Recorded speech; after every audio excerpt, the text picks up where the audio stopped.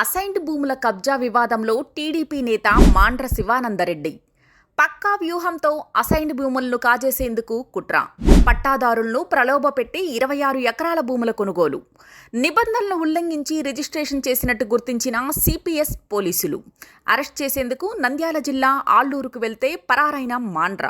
మొన్నటి వరకు నంద్యాల పార్లమెంట్ ఇన్ఛార్జిగా ఉన్న టీడీపీ నేత మాండ్ర శివానందరెడ్డి భూ కబ్జా కేసులో ఇరుక్కున్నారు.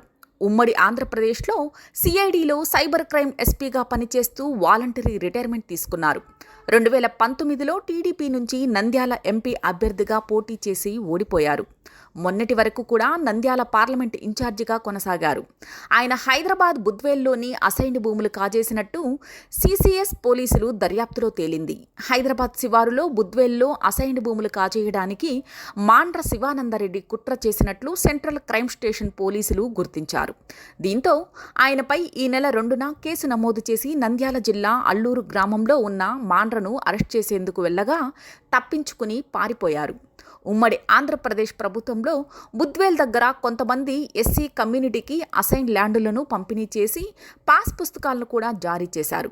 వాటిని దక్కించుకునేందుకు మాండ్ర శివానందరెడ్డి తనకు తెలిసిన రియల్ ఎస్టేట్ వ్యాపారులు టీజే ప్రకాష్, కోనేరు గాంధీ, ఎస్ దశరథ రామారావును రంగంలోకి నడిపారు.